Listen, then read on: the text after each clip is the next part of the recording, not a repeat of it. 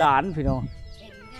อยู่เฮือนกับน้องแป้งหอมนั่นเลยจักหอมแล้วบ่ทันได้เคยหอมโดนจากเธอเนาะ นี่แหละเฮือนเรานะมาเห็นเลย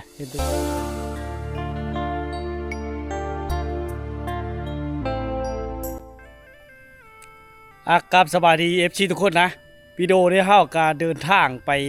หมู่บ้านป้ากะซะเมืองไส้บัวทองแขวงขมวนนะซึ่งมาแต่บ้านป้ากล้วยน้องบอนพี่น้องเนาะเพราะว่ามื้อก่อนเฮามาบ่ฮอดเนื่องจากฝนตกแห้งมาฮอดบ้านป้ากล้วยน้องบอนกะจี้มันกระทึกพี่น้องนี่ก็มาติดตามรับชมภาพบรรยากาศกับวิถีชาวบ้านป้ากะซะทุกคนเนาะเมือง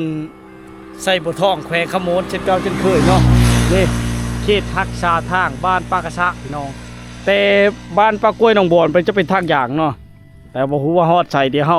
ติดตามชมกันไปพี่น้องเอ้ยเนาะหากก็มาฮอดเขตบ้านป้ากะซะนะทุกคนเดี๋ยวไปกันเลยเนาะ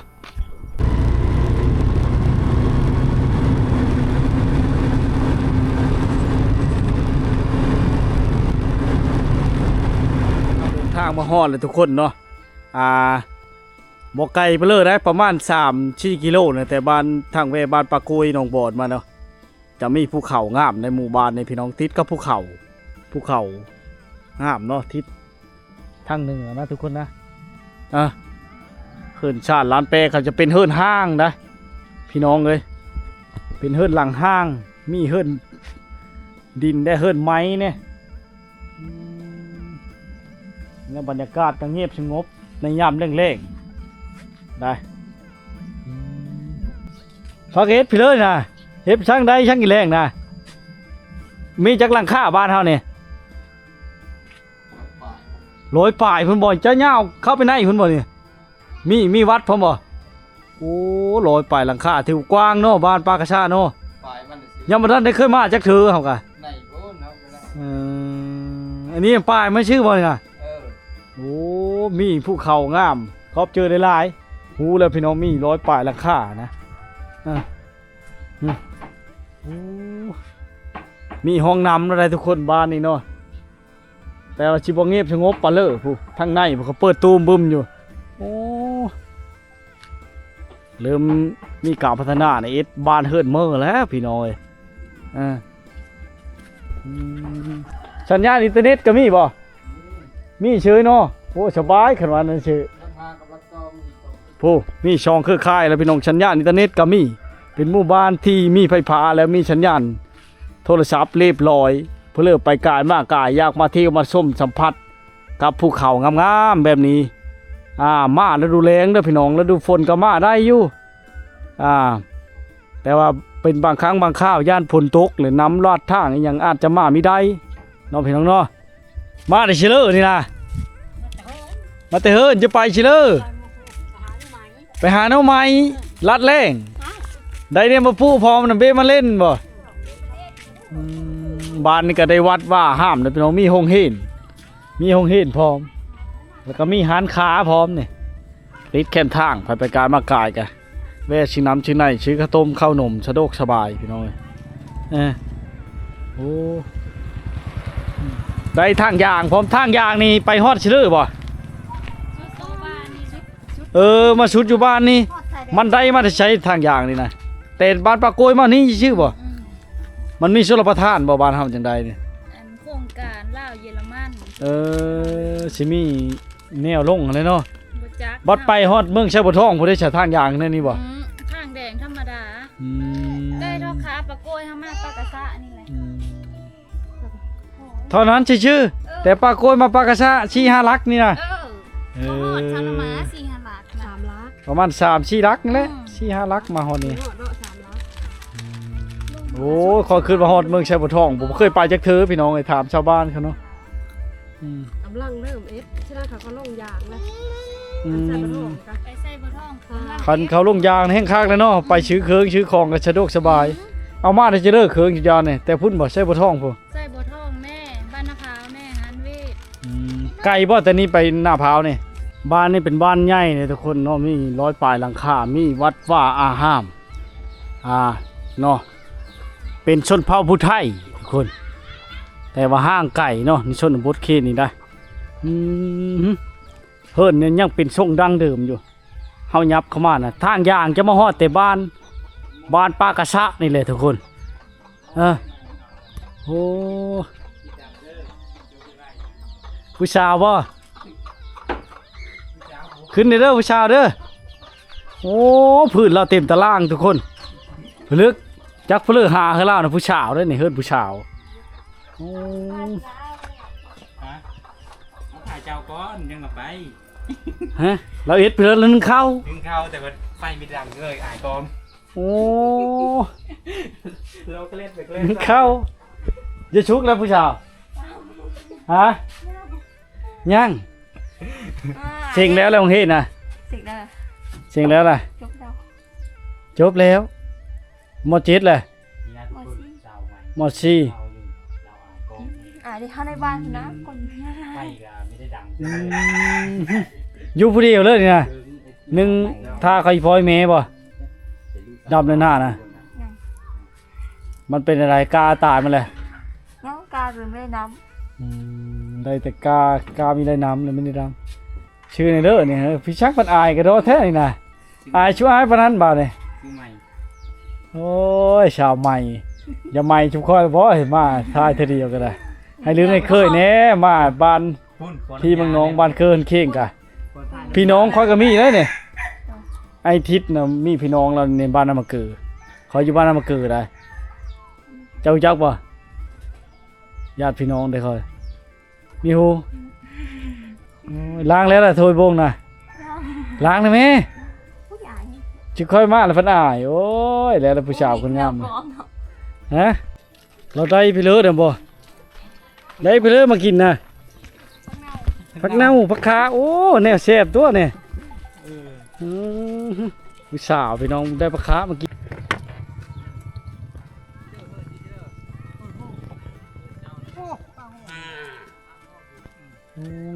ยามแรงๆบรรยากาศแบบนี้พี่น้องเจ้าบ้านเขาเจ้าพ่อใหญ่เนาะเอาโง่เมื่อแรงทุกคนเอาควายเมื่อแรงเนาะจูงโง่จูงควายเมื่อแล้วพี่น้องเลย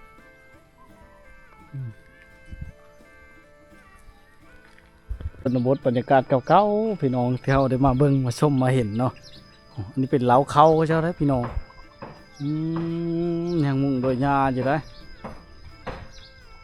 ยังมุงโดยหญ้าอยู่บรรยากาศเล่งๆเนาะทั้งหญ้าเพะทั้งเพิ่งพี่น้องเอ้ยเนาะทุกคนเนาะ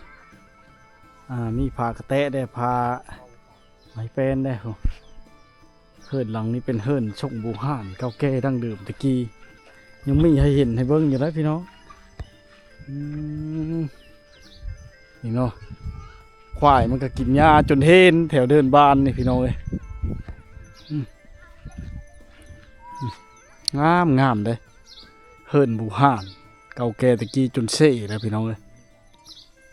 บ่ได้ไผ่ผาจะไปจักคือบ่เห็นเขาต่อไผ่เขาเลยนะทุกคนนะเฮิร์นหลังนี้เนาะ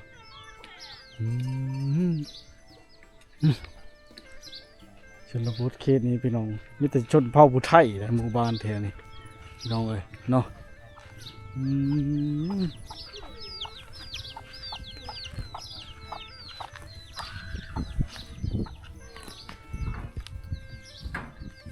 ควายมันกินหญ้าตามเดินบาน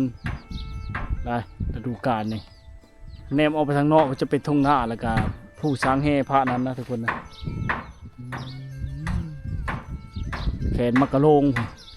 เขาเจ้าอัดไว้นะมันดังแห้งพูดบอกเรื่องนี้เลยก็เลยอัดไว้นะทุกคนนะ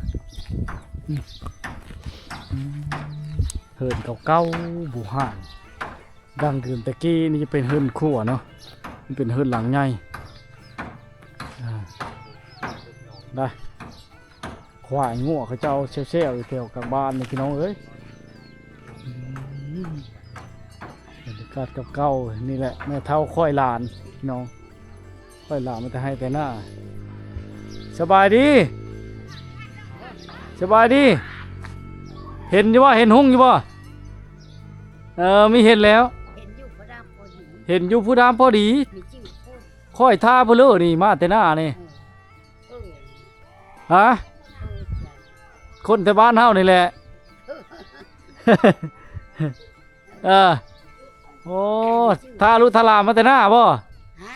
ทารุทลานมาแต่หน้าบ่วะ เออ นั่งลิ้นเย็นอยู่เกยเนาะ ไปปลุก อืมลูกหลานลุงเตอ กับบักจันลูกโต อืม และจิ้วพ่น นี่แหละบรรยากาศยามแรงๆแม่เฒ่าค่อยหลานพี่น้อง เห็นก็เห็น อยู่เฮือนเก่าแก่โบราณตะกี้นะ ตาหมูกโลอยู่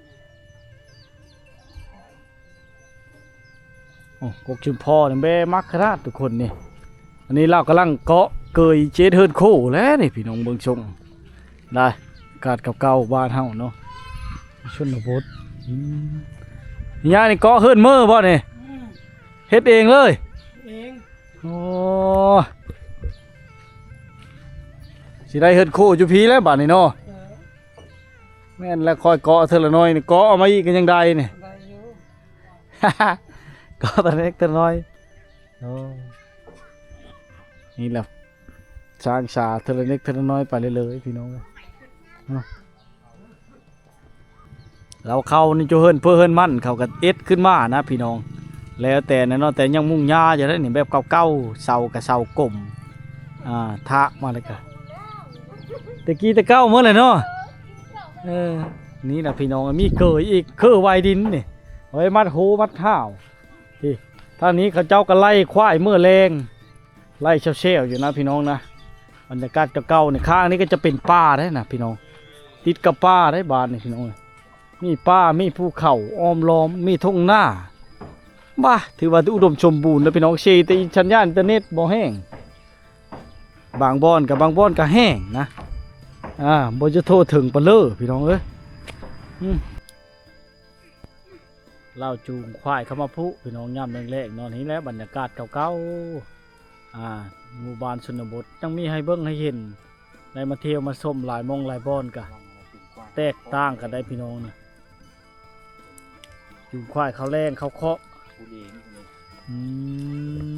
3 โตลุมันนะพี่น้องเอ้ยปีเล่นปีเลยนะนี่แหละคำว่าปีละลุปีละลุหลังจากเขาพุแล้วนี่เนาะมันเป็นอันนั้นย่ำฤดูแล้งเขาก็พุยาเช่นนี่พี่น้องขี้ควายขี้โง่มันงามพุชินะพุยังใส่กันเพราะได้อยู่ได้กินได้พี่น้องยานคนยานไทเฮานี่แหละพี่น้องยานตากองว้าวจังเฮ็ดข้อโง่ว่านี่นะบ่มีลูกเคยว่าในเฮ็ดผู้เดียวดิบ่ ลูกเคยแม่ชิโร่ ไม่มีลูกเคย นี่ลูกเคย ยังไม่ทันได้ลูกเคยอยู่ กินเหนียวเลย เฮ็ดโหผู้เดียวเลยพี่น้องย่ำเล่งๆนี่ ได้ได้ไม่ได้บอก ได้อยู่ ได้อยู่ บางๆแล้วก็เอ็ดเนาะ เอ็ดคนน้ำก็เอ็ด เนยชิเลอร์โง่คือบ่ได้เอาผู้เลยย่าเลย โอ้ ย้ายเคาะแล้วเลยสิปูมาเพชรเชื่อบ่วันนี้ปูมาคิดเชื่อ ต่อเองเลยนะทุกคน ต่อเองเลยเราเฮ็ดไม่เท่าเก่งขนาดเนาะไม่เท่าเนาะ คนอื่นเอ็นมีค่ากว่าเอ็ดเอง เอ็ดได้สักเมื่อใหม่เลยไปหาเพื่อนเดี๋ยวนี้น่ะ ชมบรรยากาศย่ำเล่ง ขาใส่ฮูบได้แล้วแหละ ใช่ลูกสาวแม่ กำลังทุกข์นี่กำลังทุกข์มีกระถ่ายแล้วแหละมาใช้เดินใช่ไหมถ่ายฮูบแล้วได้ โอ้คันนี้ผู้ชอยว่ะ อ้าวไม่ได้ผู้ชอยพ่อชอย ประกาศหาลูกเคยอยู่เนาะแม่น้องอินนะบ่น่ะแม่น้องอินแปลงนะบ่แม่นบ่โอ้เราไปเชื่อจ้ะ ไปดิ้นนะบอกลูกสาวไปดิ้นนะบอก นี่เชื่อเฮิรนเจ้าน่ะตัวนี้บ่ตัวมองนี่บ่ นอนเลยบอกลูกสาวนะ เอ๊ะเอาดีหน่อย แน่เห็นบ่เจ๊ขี้โง่เด้บาดนี้โอ้ย ตามไปเลย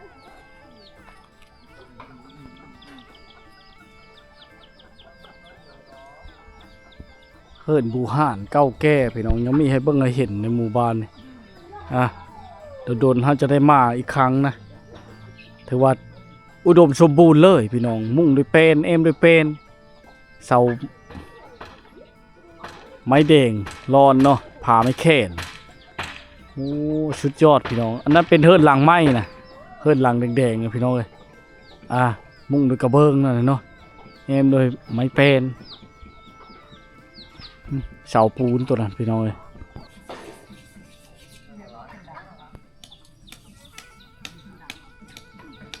โอ้สบายเนาะนะเก็บพักอยู่ถึงเลยคนพาไปทางให้มื่นบ่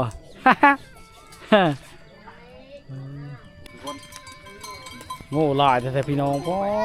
ตัวเต็มอยู่จะได้เขาปองเขาแรงมาได้นี่พี่น้องไปแล้วฮะเล่นเขาแรงเลยทุกคน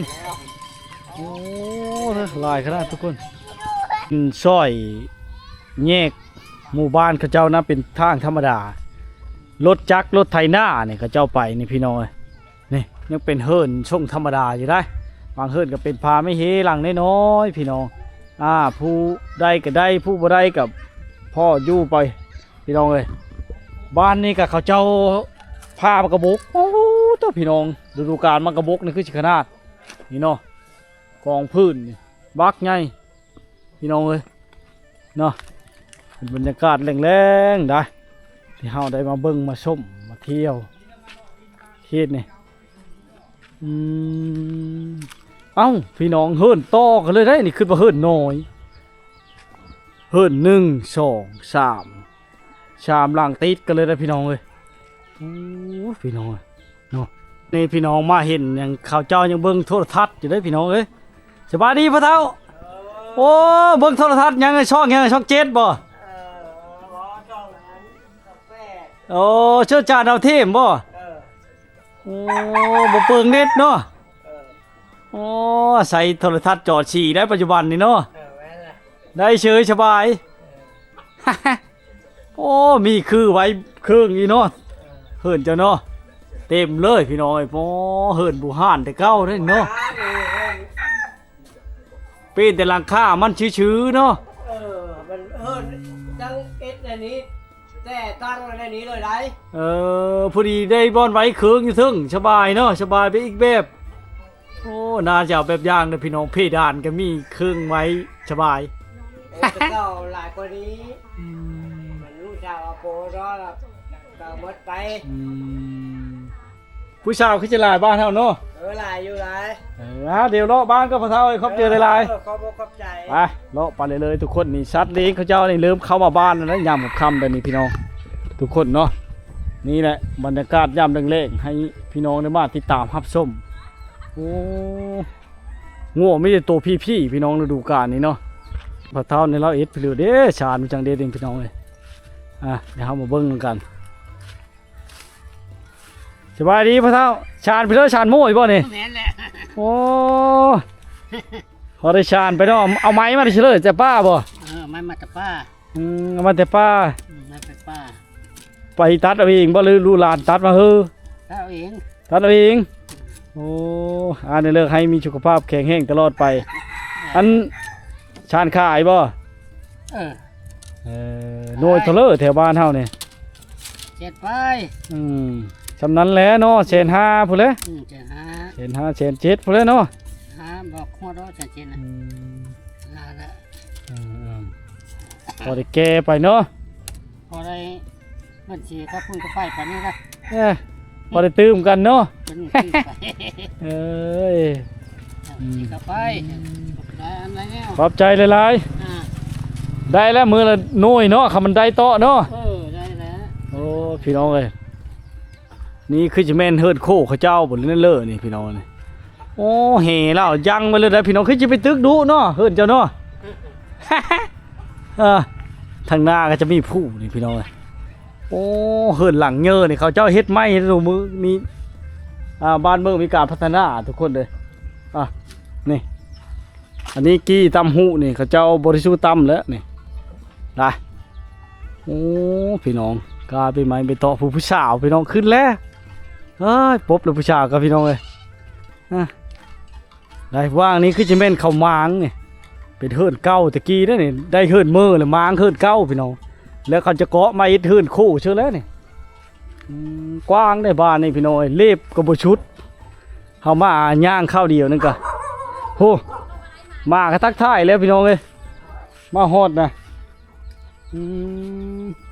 นี่บ้านนี่ก็ยังเห็นได้ชาติใบเตยนี่พี่น้องเข้าไปเมื่อก่อนเห็นอยู่บ้านผาพิล่างเนาะ แม่เฒ่านั้นตัดมาสานพี่น้อง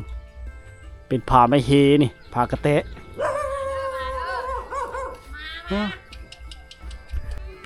เฮามาเที่ยวชมบ้านปากระชะนี่จะเห็นนั่นบรรดาน้องๆเขาเจ้าลินนะ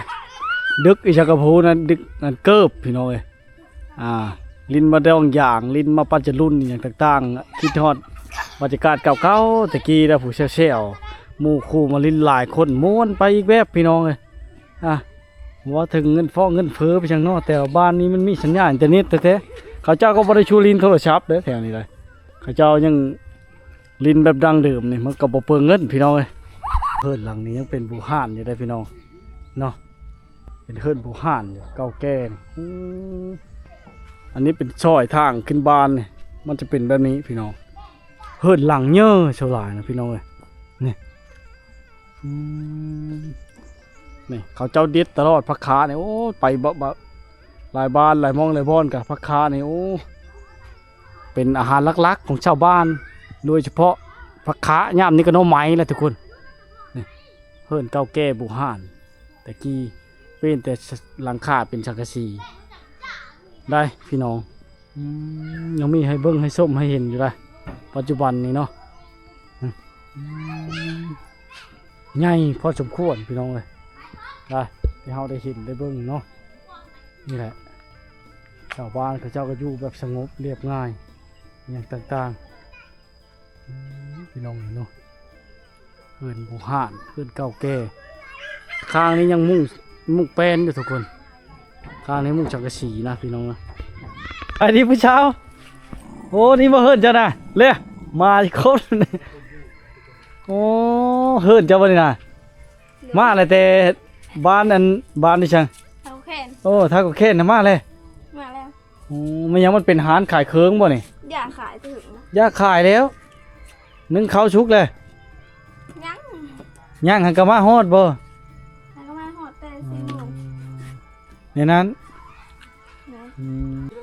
โอ้บรรยากาศยามแล้งพี่น้องโอ้ไปเฉลิมไม่เท่านี่ฮะ ไปไล่เอาโง่ ไปแล้วโง่วันนี้ผัดจูควายมาแรงโอ้จูควายมาแรง จุงมะเร็งเนาะ จูมาแรงแล้วทางลักพร้อมน่ะ เอามะเร็งเนาะยามค่ำเนาะ โอ้บรรดาน้องๆเขาเจ้าก็ขี่รถทีบเป็นบ่ล่ะขี่ก็ขี่มึงดูล่ะเป็นบ่ฮะเป็นโอ้เก่งตัวเนาะชื่ออะไรล่ะชื่อปูน้องปูขี่รถทีบโอ้ฮะชื่อปีน้องปียามแรงๆได้เห็นลาละย่างมาชนบทเคนนี่บ่ว่าสิ ฮะเรียกว่าไปหน้า ฮะเลาะไปต่ออีกพี่น้องเลยเนาะชมบรรยากาศยามแรงๆว่างเลยนี่นะ สมัยเลยนี่ หากเห็นชาวปากาซานี่แหละทุกคนเนาะปิดหลังเชื่อเบิ้งทางหลังกันยังงามเลย โอ้ยนี่แหละพี่น้องเอ้ยบอกพักกันมาจะเชื่อก็วางเลยนะ มาแต่เฮิน มาแต่เฮิรนอันนี้จะมาลิ้นน้ำเพอใช่ มันดินน้ำมูก มาลิ้นน้ำมู จุงว่าเพื่ออีก โอ้มาลิ้นน้ำมูนี่เชื่อมูจ้ะนะ และหมูอาบน้ำอยู่ อาบน้ำนะโอ้แอนอยู่ว่าขี้ลาย ยังแวนอยู่มือเด้เบิ่งอยู่แวนนะแกเบิ่งอยู่แวนงามก็งามเลย หันข้างใช้กระปิกป่าย้อนเข้ากินฮอดแล้วจังตามมาหาฮอดพี่ปากกระชะ ม่วนพี่น้องสาวบ้านนี้ขี้อายหลายนะพี่น้องเอ้ยตลกไปอีกแบบเลย ไล่ท่ายเราได้ไปเลยเด้อบ่ได้ไปเลยมากินนะผักเน่าผักขาโอ้แนวแซ่บตัวเนี่ยผู้สาวพี่น้องได้ผักขามากินทุกคนน้องแป้งเนี่ยไปจื้อใดเนาะน้องแป้งหอมแล้วนี่เลยจักหอมแล้วบ่ทันได้เคยหอมดอกจากเธอเนาะ สัญญาณแห้งบ่ล่ะ สัญญาณแห้ง แห้งอยู่บ้านเฮาเนาะ แป้งหอมบ่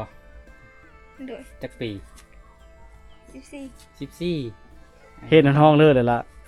ห้องมา2 ห้องมาสอง มสอง โอ้มสอง อันอยู่พุ่นน่ะบ่ น้องแป้งหอมเลย น้องแป้งหอมมั นี่แหละเฮิดลาวมาเห็นแหละเห็นตัวจริงเด้อพี่น้อง เอาเจ้าคือมาไว้เด้ เอามาไว้ ได้เหรอ คือมาฮอดก่อนสิคอยเนาะมาทางเด้อนี่ไว้บาดเลย ไหวเบิ่งเนาะและรถบุดเดียวนึงฮอดเลย สาวแป้งหอมพี่น้อยคันหอมบ่หอมก็มาลองเองเนาะ สาวแป้งหอมบ้านปากกระซะเนาะ มันปลากระชามีแต่ผู้งามๆเนาะชาวไทยแค่นี้เนาะ สาวผู้ไทยเดี๋ยวนี้กันผู้งามหลายเนาะผู้สาววันนี้เนาะ จัดนะพี่ พอไปเห็นปุ๊บแล้วพี่น้อย สลายก็แก่นคนปุ๊บเนาะยานกองบ่ยานที่ไม้บ่ก็เป็นนั่นเลยผ่านอย่างปุ๊บแต่ไม่ได้ผู้มาถ่ายบ่ อาย จนหลายไม่ได้ผู้มาถ่ายบ่แถวนี้มีได้เนาะ บ่ชูมีเนาะ บ่ติงก็ไม่เคยมาเนาะ ไม่เคยมา เขาบ่ลืงเนาะ อ๋อ มันไก่เด้ชนบทไก่คือ แม่นๆ พอดาพอดีบุ้ยผู้ว่า ตอนนี้ไปหาเมืองไซบุทองก็ประมาณ50ปลายกิโลเนาะไกลเติบนะทุกคน แม่น 50 กิโลไปกลับได้อยู่ได้ซั่นน่ะ อืมอืม มันแต่เมืองใช้บ่ท้องไปหาแขวงขมวนอีกพอแห้งเนาะถ้าแขกบ่แขวงขมวนน่ะพุ่นบ่กระโตแขวงแท้น่ะ แม่นแขก เคยไปเทื่อเดียวหาบ่ชื่อแล้ว เพราะว่าขี่รถเมล์ เคยกินบ่ขนมป้านน่ะบ่ชาวอันแป้งหอม ขนมป้านเคยกินบ่ ขนมปัง บ่เคยกิน มันเป็นปิ้งอันนี้ ข้าวต้มแดะเฮาแล้วบ้านเฮา น่ะ เออ สิไปนั่นแหละ คือข้าวต้มเนาะ คล้ายข้าวต้มแต่มันมีใจมัน ขนมปังอืม โอ้เจ้า นึ่งข้าวแล้วเลยบอก แล้ว ป้าคือนึ่งไหวเด้ เรียบร้อยแล้ว แล้วเขาทำสิพี่ แล้วยังมีท่านซุกบอก ผู้ใดนี่น้องสาวบ่เนี่ย หลาน ฮะร้าน ร้านสาวแป้งหอมทุกคน แต่พ่อเราเคยเฮ็ดอาหารได้ติทุกคน เป็นอันเลิกคือยาสิบ่น้องสาว ใหญ่ ฮะ มันอยู่ใจกลางหมู่บ้านเลยไม่ได้คนมาซื้อบอก จะเก้าขายยาขายแล้วขอเป็นหาใหม่แล้วต้องมาพี่ นั่นนั้น ไปจ้างหานใหม่อยู่ที่เดิมหานใหม่ อันใหม่เข้มทางนี้ มันคือวัดนั่นบ่ เลย หานเอ้ยเจ้าบอก มีเมียน หานอายฮะ มีเมียน หานพี่น้องกันบ่ล่ะ อันพี่น้อง ถือว่าไปการมากายก็แวะซื้ออยู่หั่นบาดนี่เนาะ แม่ซื้อทางได้ยาขายเลย ลูกค้าเก่าเจ้าก็ต้องไปหั่นแล้วบาดนี่ อาจจะดีบ่มีอีกเด้โอ้พี่น้องโอ้จนค่ำเนาะเฮามาเที่ยวชมบ้านแล้วนี่ก็สาวโสดนี่ละสาวผู้ไทยพี่น้องใครแต่มีสัญญาณเนาะบ่เคยมีผู้มาเอ็นมาล้มบ่ช้ำนี้บ่ทันได้เอาผัวที่บ้านเฮาอายุ14 15นี่ ยัง ยัง อื เนาะ มนี่แฮปแค่ครับคนดีและน้องสาวแป้งหอมพี่น้อง รอบก่อนนั่นก็ไปเจอเพิ่นอยู่ที่บ้านพัทากุแคนทุกคนเลย แม่นนะ วันนี้เพิ่นก็มาบ้านนะอันนี้เป็นเฮิร์นน้องแป้งหอมนะทุกค อื น มอืม เอาก็เจอหลายๆเด้อที่ ขอบใจหลายเด้อผู้ชายคนงามเด้อหน้าชิมาแม่มายามเมื่อขอให้ได้ชู้ได้แฟนไว้ ๆ